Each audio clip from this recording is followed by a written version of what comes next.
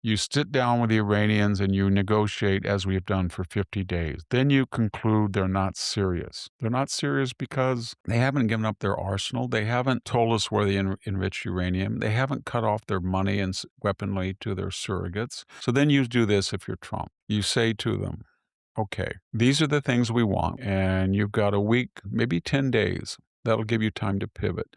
And if you do not do these, all hell is going to break loose. Excuse my language. Well, the great Victor Davis Hanson is back, this time talking about an incredible article by Condoleezza Rice praising Donald Trump for weakening the Iranians and making the world a safer place to live.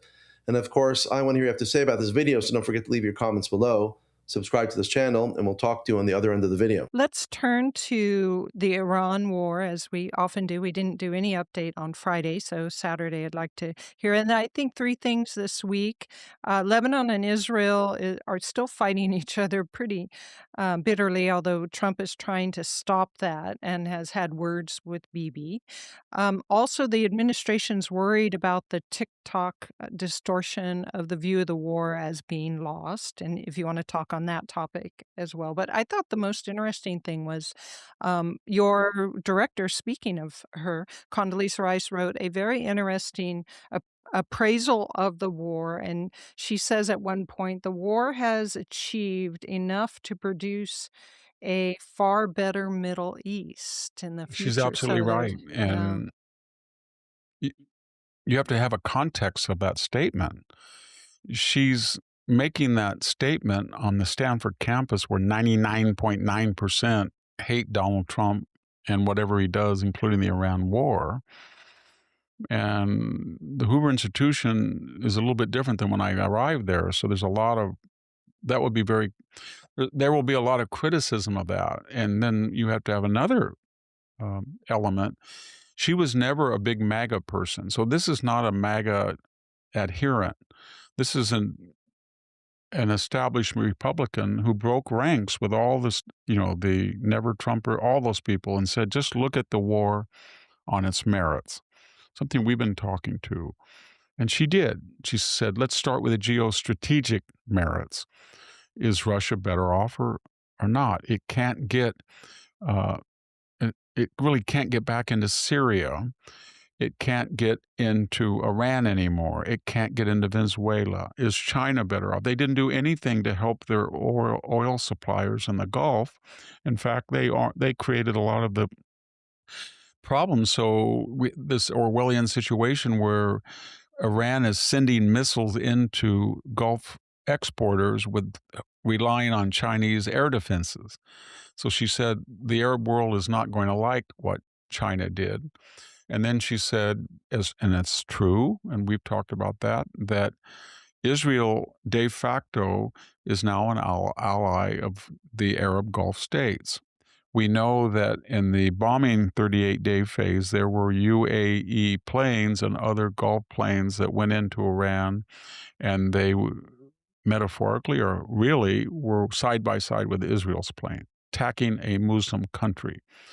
So if you got the royal families of the 6 nations of the Gulf Council and you ask them privately without attribution, or do you fear Iran more or do you fear the Zionist entity more? They would say Iran. And would you like are you more in tune with Israel? Yes, yes, yes. They're Western, we're Westernizing. Iran is the problem. That's what they would say. And she said they brought that out in the open. And then she was very explicit about this horrible lie that's going around that Obama's Iran deal, Obama's Iran deal. And she dispensed with that she said at its 10-year extension, it was 2015, 16, it wasn't just with the United States, it was with the Europeans. They had shared interest. So when Trump said he wanted to get out of it, okay, the United States is out, but it still had to honor its commitments with the Europeans who stayed in it. And it didn't. It started enriching, and it lied about the range of its intercontinental ballistic missiles. And the big difference, though, is what she's saying, and it's very important.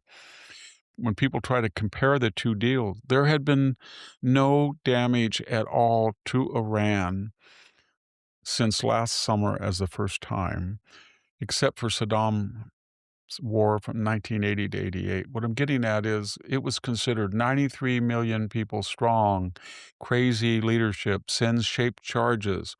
There were all these provocations. Jimmy Carter of the last 7 presidents.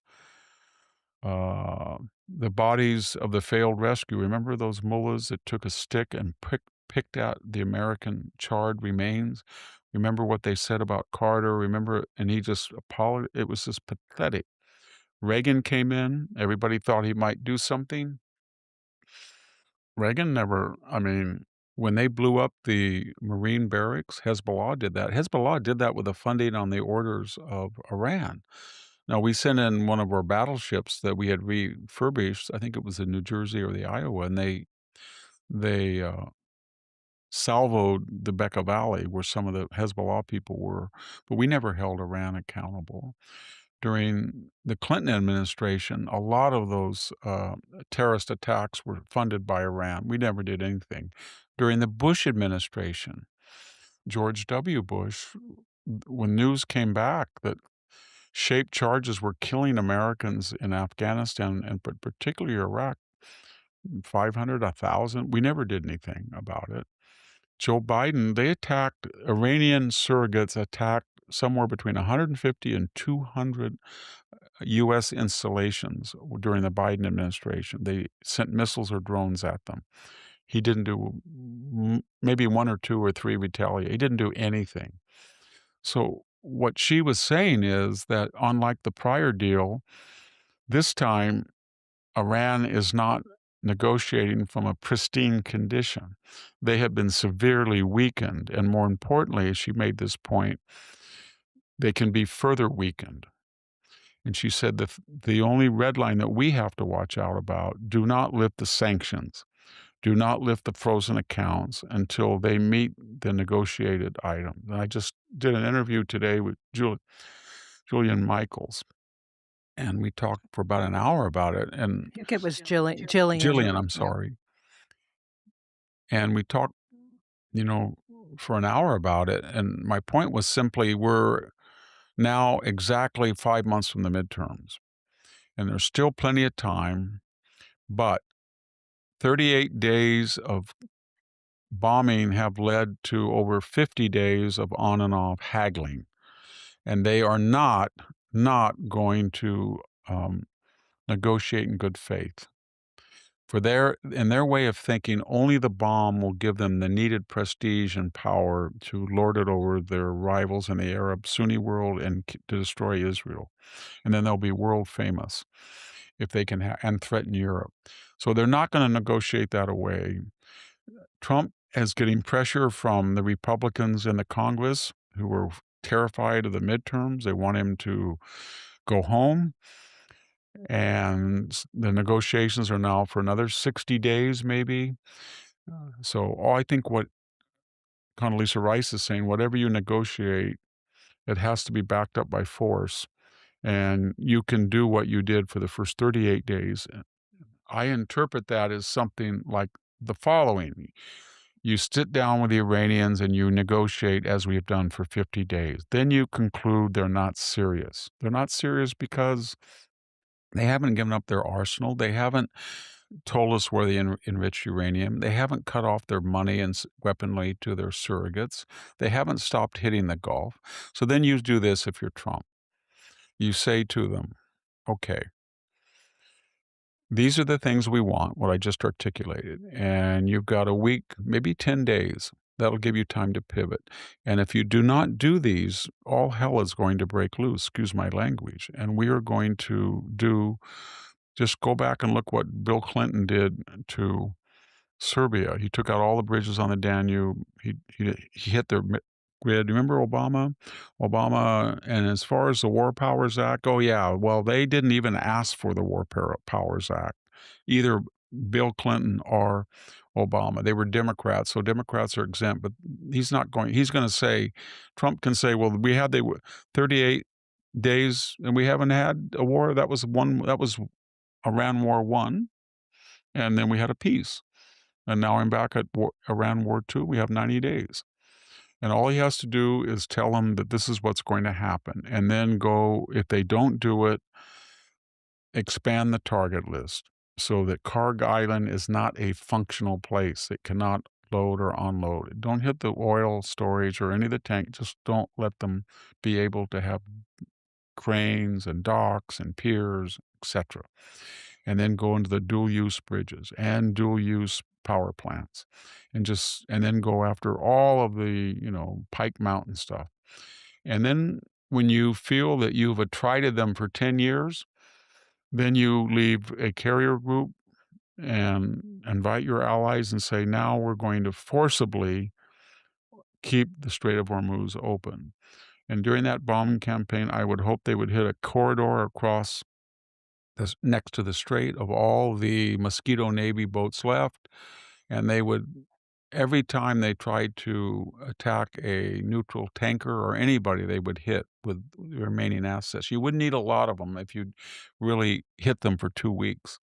That's the only thing if you don't do that, what's going to happen is the people in Venezuela are going to say, well, we're on our good behavior because we're afraid of the Americans, but maybe the Iranians have something there. And the Cubans are going to say, well, they were pressuring us, but I don't think they're going to do anything to us. Let's go round up all the dissidents. Or maybe the Panamanians are going to say, that was over. We're going to keep the Chinese here. Or maybe the Chinese will say it's time to rearm the Iranians. So it's high stakes, but Yeah. let's have an end to the haggling. There was the great Victor Davis Hanson. There's nobody like him in America. I think he's got his head screwed on correctly, and he's got the situation nailed down to a T. What's going on? And I think Condoleezza Rice's article was incredibly informative. Now, who is Condoleezza Rice?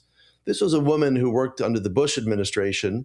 She's not considered to be a real MAGA fan. She's what you probably consider to be a very moderate or rhino Republican, let's say. But she's a powerhouse, brilliant woman, understands geopolitics more than anybody in the country, if not the entire world. And she said very simply that the war against Iran the last few months has been absolutely brilliant.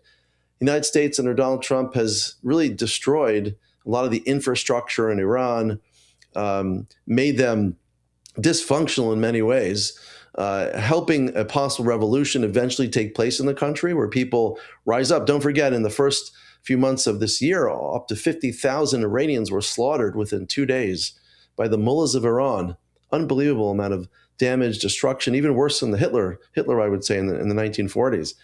And that's what the Iranians did to their own people. So now the Americans have actually weakened the Iranian government to the point that's almost unrecognizable.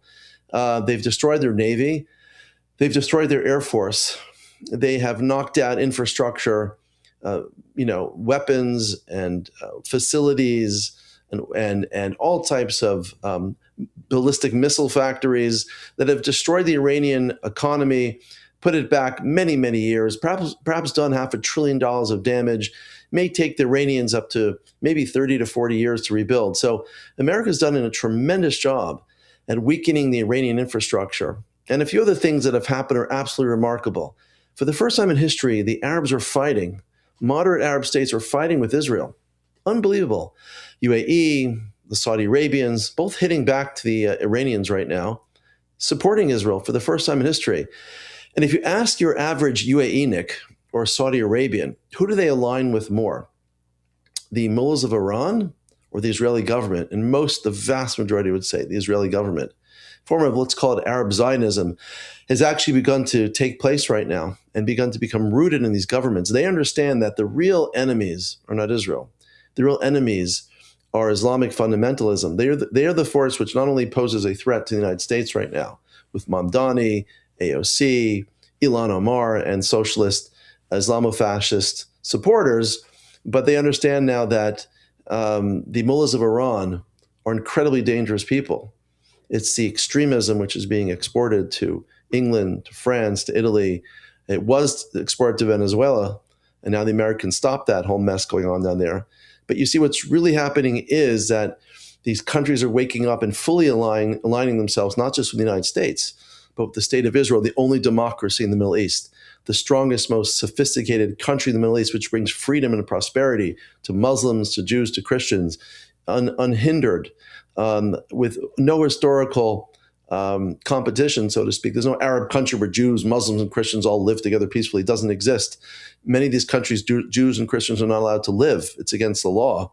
And there's something called Sharia law, which is fully practiced in Iran, partially perhaps in Saudi Arabia, where Jews are not allowed into the city of Mecca, for example. But Israel is a country that upholds the rights of Jews, Christians, and Muslims. There's 2 million Muslims living in Israel, full citizens. I've been there many times, living equally, serving in the army, fighting for Israel in the Jewish parliament called the Knesset. Up to 50% of the doctors in Israel today are being trained now are Muslims.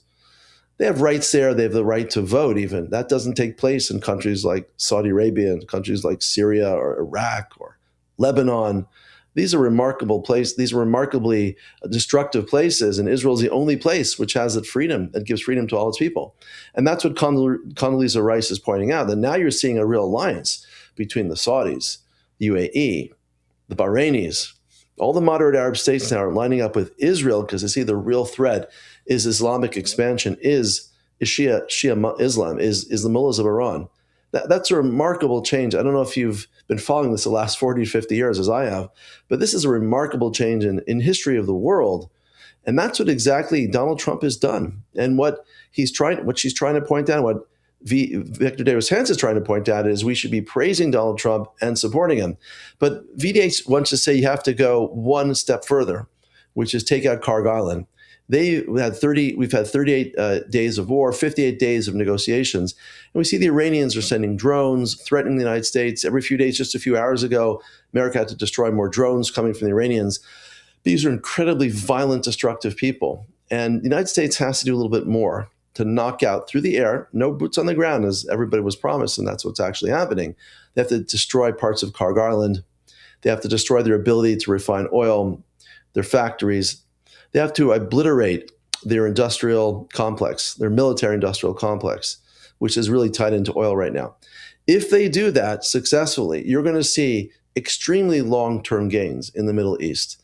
And they'll have to keep some of their boats there to keep the Strait of Hormuz open while they're destroying the Iranians. But also threaten if any of the mosquito boats, these tiny boats that will blow up other boats, American or Western vessels, they should be blown up, taken care of, destroyed. The Americans do that very quickly, destroy the mines as well, and keep the pressure on the Iranians. This is the first time, unfortunately, since Obama was in power, that the Iranians are running for their lives right now. They can no longer enrich uranium. Trump knocked them out a year ago in the 12-day war. We sent the B-2 bombers to destroy them. And now with the 38-day war destroying everything left in Iran as much as possible, we haven't heard a peep from the Mullah dictators of Iran. They're probably dead at this point. But at this point, the Iranians are losing up to $500 million every day in revenue because they're not pumping oil, they're not exporting their oil anymore. We've got them where they want to get them.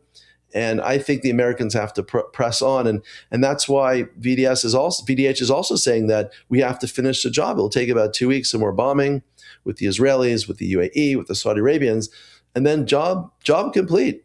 And thank God we have people like Victor Davis Hanson and Condoleezza Rice all aligned saying the exact same thing. It's time to keep on fighting. It's time to see the gains of this war instead of the negative PR in the West from the Democratic Party and the Democratic Socialist Party of America.